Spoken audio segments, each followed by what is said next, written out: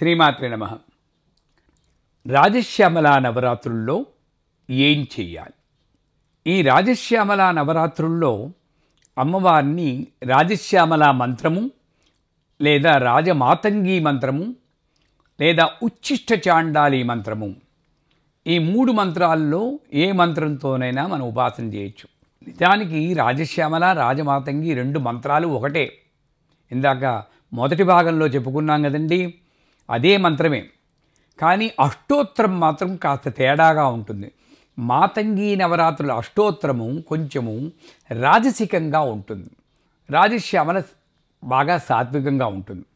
ఇది కాకుండా ఉచ్ఛిష్ట చాండాలి రూపంలో కూడా అమ్మవారిని ఉపాసన చేస్తారు. అది కొంచెం ఈ భాగం చివరిలో చెప్పుకుందాం. ఈ నవరాత్రుల్లో ఏం చేయాలి?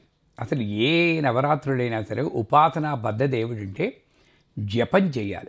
అమ్మవారి యొక్క మంత్రాన్ని సాధ్యమైనంత వరకు గురువు ద్వారా స్వీకరించి అప్పుడే దీక్ష అంటారు.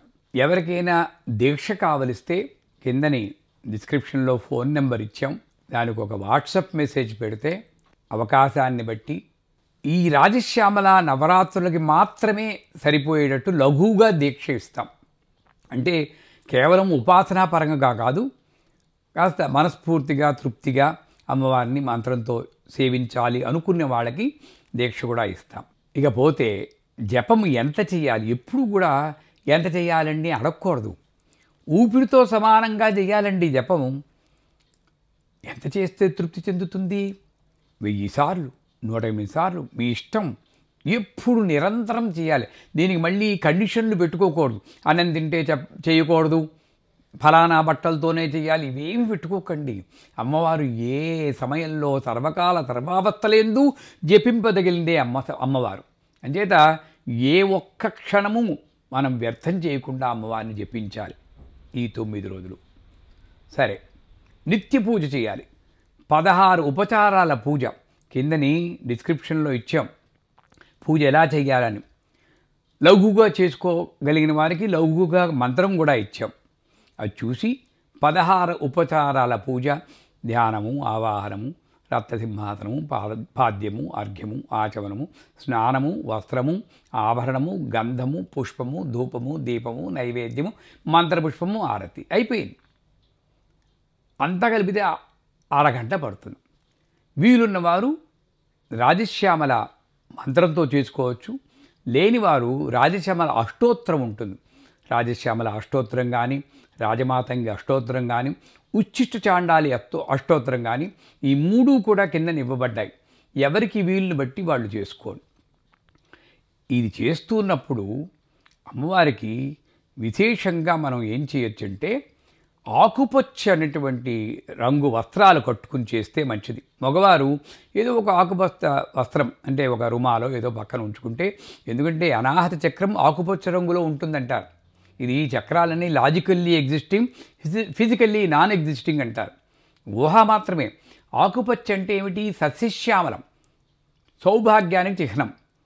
ఆకుపచ్చని ఊహిస్తూ ఉంటే సస్యశ్యామలంగా, ఆనందంగా, తృప్తిగా ఉంటుంది. అంతే, అంతకన్నా ఏమీ లేదు. ఆవిడ కేవలము ఇలా వెనక్క ఉన్నట్టు ఆకుపచ్చ రంగులోనే ఉంటుందని కాదు, ఆవిడని చూస్తేనే మనకి సస్యశ్యామలం గుర్తొస్తుందన్నమాట. అందువల్ల ఆకుపచ్చ రంగులు కట్టుకోవడం, ఆకుపచ్చ గాజులు వేసుకోవడం, ఇవన్నీ చేస్తూ పూజ చేస్తే మంచిది. చివరగా ఈ పూజలో అభిషేకం ఉంటుంది. ఈ అభిషేకం అప్పుడు ఇలాగా పంచామృతాలతో శ్రీ సూక్తం, మేధా సూక్తం, దుర్గా సూక్తం, ఈ 3 సూక్తాలు తెలిస్తే 3 సూక్తాలు చెబుతూ ఈ విధంగా చూపించినట్టు ఇలా పైనుండి కిందకి పడుతున్నట్టు పాలతోటి అభిషేకం చేసుకుంటే చాలా మంచిది. పంచామృతాలతో చేస్తే వాటి ఫలితం చెప్పడానికి ఎవరికీ సాధ్యం కాదు. పంచామృతాలతో ఏముంటాయండి? పాలు ఉంటాయి. పాలతో అభిషేకం చేస్తే సౌభాగ్యం, సర్వతోముఖ అభివృద్ధి చెందుతారు.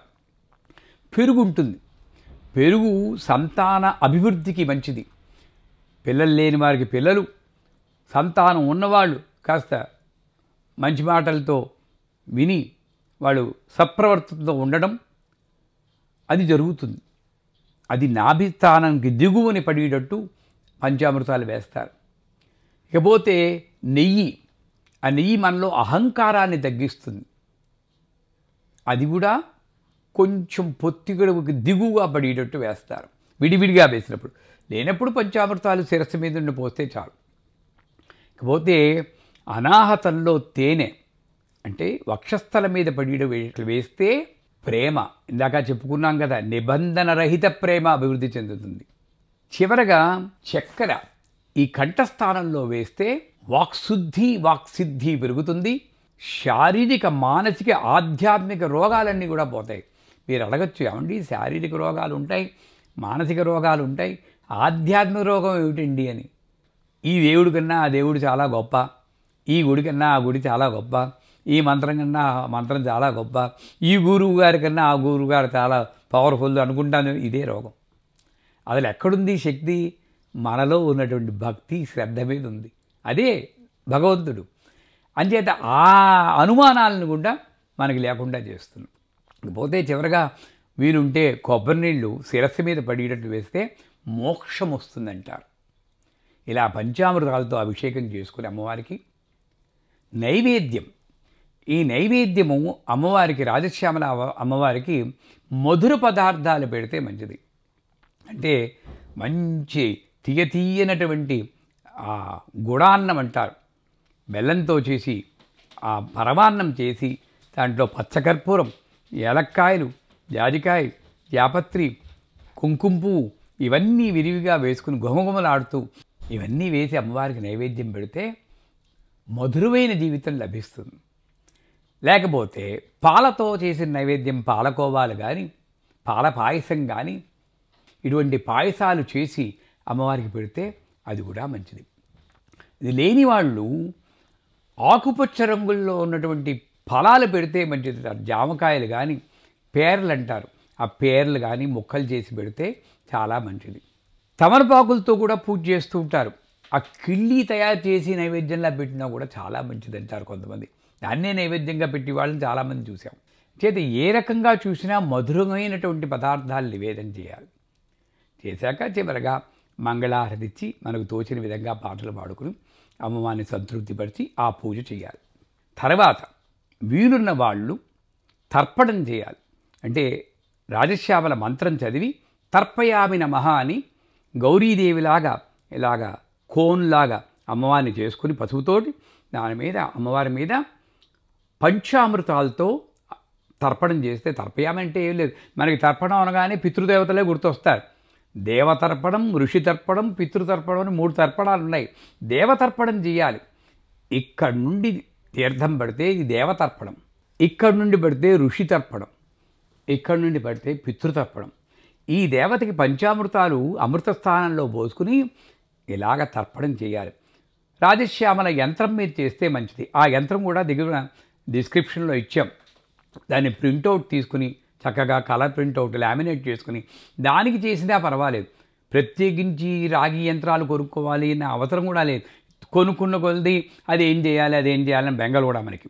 అంచేత ఈ నవరాత్రులకి ఆ యంత్రం తయారు చేసుకుని మనం దాని మీద ఈ తమలపాకులో అమ్మవారిని పెట్టి అమ్మవారి మీద ఈ యొక్క తర్పణం చేస్తే మంచిది. యథాశక్తి ఒక 108 తర్పణాలు చేసుకోవచ్చు. శ్రీ విద్యలో ఉన్నవాళ్ళు, మా దగ్గర శ్రీ విద్య నేర్చుకునే వాళ్ళకి మేము శ్రీ విద్యలో రాజశ్యామల తర్పణాలు అని చెప్పి అంగదేవతలు, ప్రత్యంగ దేవతలు వాళ్ళందరితో కూడా వాళ్ళందరి పేర్లు చెప్తూ తర్పణాలు చేయిస్తాం. నకులీ దేవత, వాగ్దేవతలు, వీళ్ళందరి రతి, ప్రీతి, మనోభవం వీళ్ళ పేర్లన్నీ చెప్పుకుంటూ వాళ్ళకి తర్పణాలు చేయిస్తాం. అది బాగా అడ్వాన్స్డ్గా నేర్చుకోవాలనుకున్న వాళ్ళకి నేర్పిస్తాం. అది వేరే విషయం. యథాశక్తి చేయాలి. ఏమీ లేదు, ఐం హ్రీం శ్రీం ఐం క్లీం సౌ రాజశ్యామలా దేవతాయ నమః తర్పయామి, ఐం హ్రీం శ్రీం ఐం క్లీం సౌ రాజశ్యామలా దేవతాయ నమః తర్పయామి నమః. చాలు, మనకి ఎంత తెలుసో అంతే తర్పణాలు చేయాలి. అయిపోయిందా? జపము, పూజ, తర్పణం. పోతే యంత్ర పూజ ఉంది.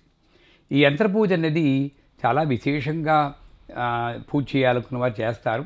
ఏమీ లేదు, ఆ యంత్ర పూజలో అంగదేవతలు ఉంటారు. వాటికి విశేషంగా మనకి యంత్ర పూజకి కూడా కింద డిస్క్రిప్షన్ ఇచ్చాం. వాళ్ళ పేర్లు చెప్పుకుంటూ ఆ యంత్ర పూజకి ఆయా స్థానాల్లో పూజ చేయాలి.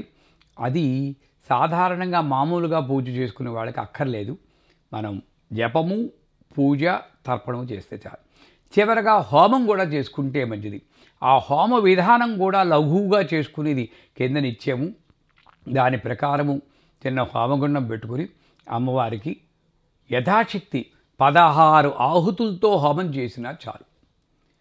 ఆ హోమంలో తమలపాకులు వేయచ్చు, జామకాయ ముక్కలు వేయచ్చు, వనమూలికలు, జటామాంసి, పిప్పళ్ళు, తిప్పతీగ, తెల్ల ఆవాలు, తోక మిరియాలు, ఒకటేంటి ఎన్నైనా చెప్పుకుంటే బోల్డున్నాయి అమ్మవారికి వేయాల్సినవి.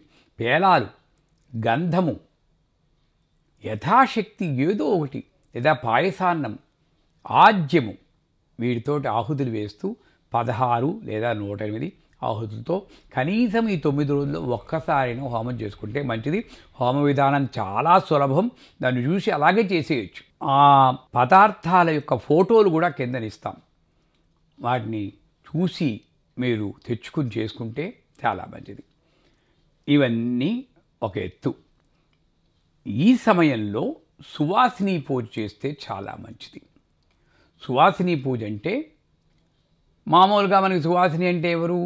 కాస్త నదురుగా ఉండేవాళ్ళు, పట్టుచీర కట్టుకునేవాళ్ళు, వాళ్ళే. కానీ నిజానికి సువాసిని అంటే మంచి కర్మలు చేసుకునే వాళ్ళకి ఎవరికైనా సరే పూజ చేయాలి. వాళ్ళు వీళ్ళని చూడకూడదండి. సువాసులు కూడా మనం చెయ్యొచ్చు. ఇలా అంటే అందరికీ కోపాలు వస్తాయి. కానీ ఇది ఒకళ్ళు ముందుకు వెళ్ళిపోవడం, వాళ్ళు తర్వాత వెళ్ళడం ఎప్పుడూ సహజమండి. దానికోసం వాళ్ళని పూజకి దూరం చేయకూడదు. ధూమావతి అన్న రూపంలో కూడా అక్కడ దేవత ఉంటుంది. అంచేత వాళ్ళ పూజ చేస్తే మంచిది. ఇంకా చెప్పాలంటే ఇక్కడ ఉచ్చిష్ట చాండాలి అన్న రూపంలో చేసుకోవచ్చని చెప్పాం కదండి. ఆ ఉచ్చిష్ట చాండాలి రూపంలో చేసుకునేటప్పుడు ఇంకా నియమాలు ఎక్కువ ఉంటాయి. ఏమిటంటే మనం ఎవరినైతే దూరంగా పెడతామో, పని మనుషులు, వాళ్ళ ఇంట్లోకి రానిమో పూజ గదిలోకి, వాళ్ళకి పిలిచి కాళ్ళు కడిగి పసుపు రాసి పూజ చేసి, సువాసిని పూజ మన చేతులతో వండి వాళ్ళకి వడ్డించి, వాళ్ళు తినగా మిగిలేసిన కంచంలో, ఆ కంచంలో వాళ్ళు ఏమైనా వదిలేస్తే అది కూడా ప్రసాదంగా భావించి తినగలిగితే గొప్ప ఉపాసన అండి. చాలా తక్కువ మందికి ఉంటుంది. అంటే అన్నిటినీ దాటి వెళ్ళిపోతున్నారు. సర్వము అమ్మవారే. పంచమీ పంచభూతేతి పంచజంకోపచారిణి. పంచమజాతి స్త్రీలో కూడా నేను చూడగలను. పంచమి అంటే అది అర్థం అన్న దీంట్లో చేయగలిగిన వాళ్ళు లేదు. సాధారణంగా ఈ రాజశ్యామల నవరాత్రులు ఈ రకంగా జపము, పూజ, తర్పణము, హోమము, యంత్రపూజ, వీటిలో ఏది వీలైతే కనీసం జపము, పూజ చేసుకున్నా కూడా చాలా అద్భుతమైన ఫలితాలు లభిస్తాయి. అందులో సందేహం లేదు. శ్రీమాత్రే నమః.